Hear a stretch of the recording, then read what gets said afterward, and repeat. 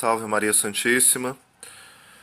Vamos continuar falando sobre o livro de Tobias e quais são as acusações protestantes. E a gente vai refutar, certo?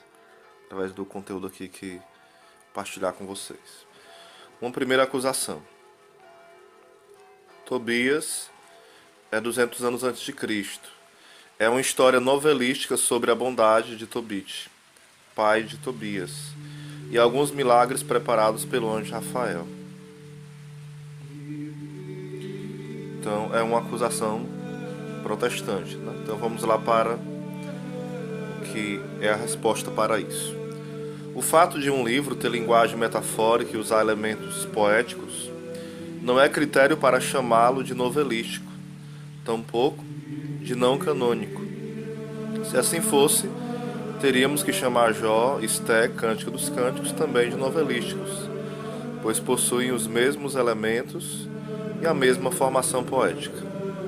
O fato de um livro ser novelístico também não é critério para invalidar sua canonicidade.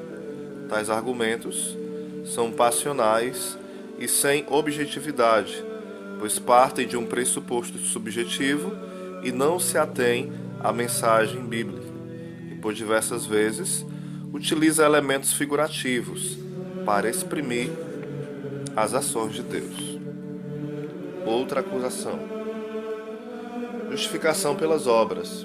Oferta em dinheiro para perdão dos pecados. Não encontramos em nenhum lugar na Bíblia, isto é coisa diabólica, pois assim somente os ricos teriam perdão dos pecados. Lá em Tobias 4, 7 ao 11 e Tobias 12, 8 fala sobre isso, e a acusação é que é usado o dinheiro e que a justificação pelas obras não existe. A resposta é a seguinte. Evidentemente, aqui o autor da acusação não prestou atenção nos versículos por ele citados, nem muito mesmo no resto da Bíblia. Primeiro, é necessário ler os versículos.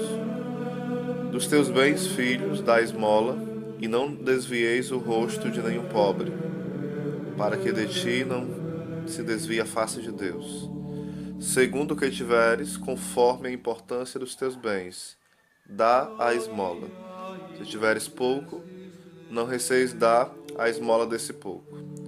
Assim garantes para ti um prêmio valioso no dia do infortúnio, pois a esmola livra da morte e não deixa ir para as trevas.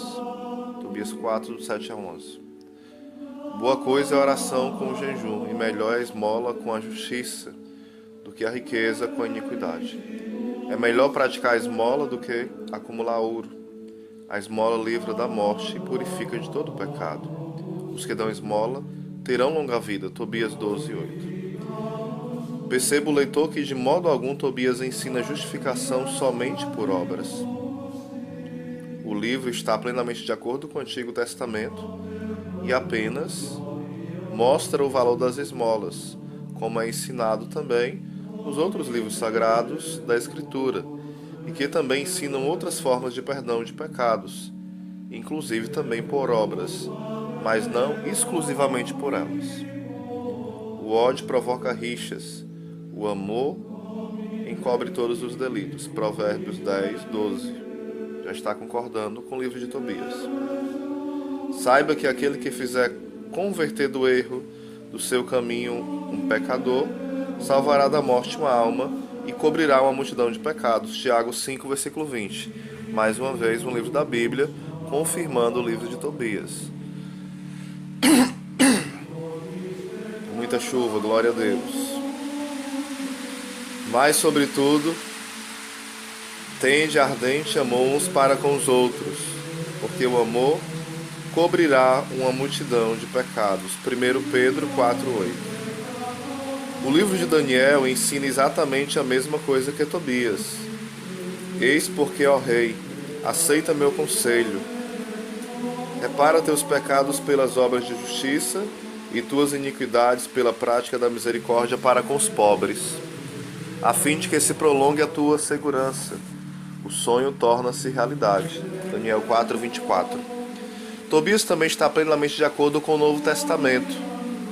Exemplo: porquanto qualquer um que vos der de beber um copo de água em meu nome, porque sois de Cristo, Em verdade vos digo que de modo algum perderá a sua recompensa. Marcos 9:41. Dai, porém, de esmola o que está dentro do copo e do prato, e eis que todas as coisas vos serão limpas. Lucas 11:41. Porque assim como o corpo sem o espírito está morto, assim também a fé sem as obras é morta. Tiago 2:26. Como se vê, não há nada presente neste livro que fuja ao comum das Escrituras. O Apocalipse ensina que seremos julgados segundo nossas obras. Logo fica claro que as obras, claro que aquelas advindas da fé, têm um papel fundamental na salvação. Vi os mortos grandes e pequenos de pé, diante do trono. Abriram-se livros, e ainda outro livro, que é o livro da vida. E os mortos foram julgados conforme o que estava escrito nesse livro, segundo as suas obras. O mar restituiu os mortos que nele estavam. Do mesmo modo, a morte e a morada subterrânea, cada um foi julgado segundo as suas obras. Apocalipse 20, do 12 ao 13. Se o incentivo à prática de boas obras for um critério para a invalidação e descanonização de um livro, Daniel, os Evangelhos, Apocalipse, Tiago e 1 Pedro seriam todos apócrifos e ficariam fora da Bíblia, pois frisam muito mais do que Tobias a prática de boas obras e as diversas formas de perdão de pecados. Temos que deixar claro que o que importa não é a esmola oferecida em si, mas a intenção de querer fazer o bem por amor a Deus pela fé, que é a primeira das causas. É dar a quem precisa, sem querer nada em troca. E isso será levado em conta no dia do juízo e compensará os pecados, ou seja, será um dos meios eficazes de perdão. E já é nessa vida. Outra acusação para dizer que o livro de Tobias é inválido, que os protestantes usam. Mediação dos santos, Tobias 12:12, ou seja, porque fala da mediação dos santos, então é inválido, é antibíblico segundo eles. Vamos lá. É necessário verificar a passagem citada e os versículos posteriores a ela. Vejamos o texto no seu contexto. Quando tu oravas com lágrimas e enterravas os mortos, quando deixavas a tua refeição e ias ocultar os mortos em tua casa durante o dia, para sepultá-los quando viesse a noite, eu apresentava as tuas orações ao Senhor. Mas porque era agradável ao Senhor, foi preciso que a tentação te provasse. Agora o Senhor enviou-me para curar-te e livrar do demônio a Sara, mulher de teu filho. Eu sou o anjo Rafael, um dos 7 que assistimos na presença do Senhor. Tobias 12, do 12 ao 15. Note o leitor que em nenhum dos versículos é mencionado mediação dos santos, ou algo parecido. O livro somente relata a apresentação das orações de Tobias por Rafael diante do Senhor. Fica claro que o autor da acusação não se preocupou em ler o livro de Tobias, nem a passagem citada, ou então quis somente agir com desonestidade.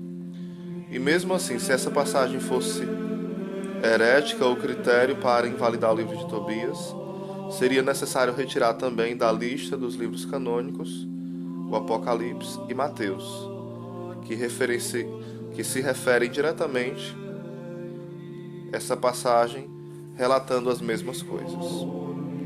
Em Apocalipse 8:3 até o 5 fala o seguinte: Adiantou-se outro anjo e se pôs junto ao altar, com um turíbulo de ouro na mão. Foram-lhe dados muitos perfumes, para que os oferecesse com as orações de todos os santos no altar de ouro, que está diante do trono. A fumaça dos perfumes subiu da mão do anjo com as orações dos santos diante de Deus. Depois disso, o anjo tomou o turíbulo, encheu de brasas do altar e lançou por terra. E houve trovões, vozes, relâmpagos e terremotos. Outra passagem em Mateus, também Mateus 18:18.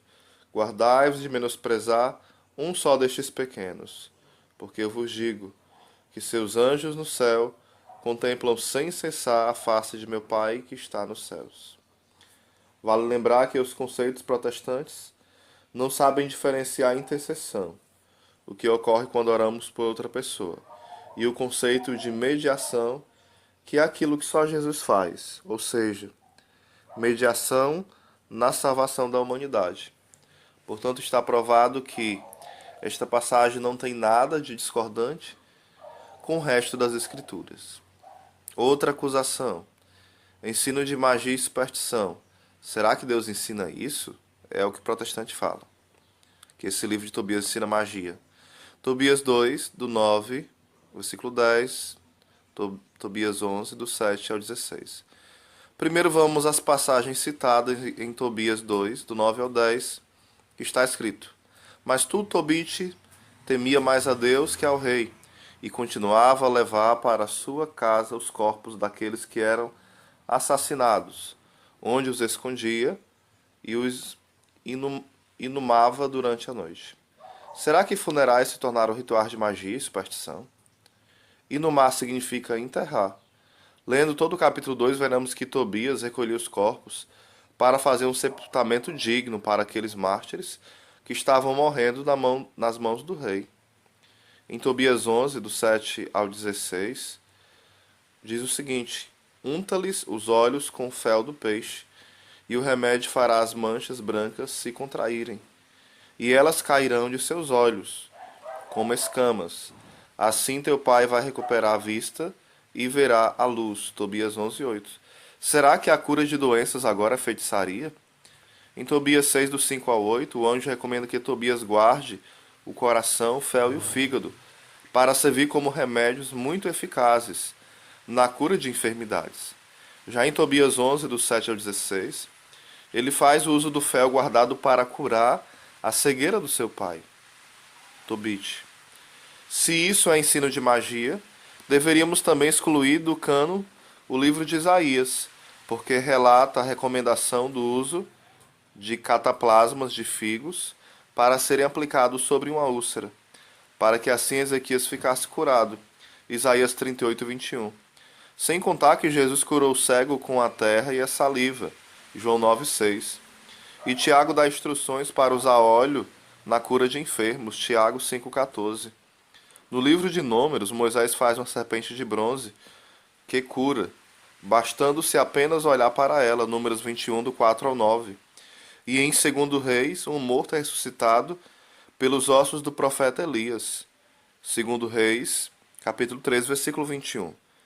Não é encontrado em nenhum outro lugar na Bíblia o relato que lama, óleo, cataplasma de figo, imagem de serpente de bronze ou ossos de falecidos curassem doenças e ressuscitassem pessoas. Seriam Jesus, Tiago, Isaías e Moisés todos feiticeiros e supersticiosos? Não. Foram apenas citações em que Deus usou elementos para realizar a cura. Isso não tem nada a ver com magia. As manchas brancas nos olhos de Tobit levam-nos a crer que essa história figura um claro exemplo de catarata. Tobias aplicou o remédio nos olhos do pai.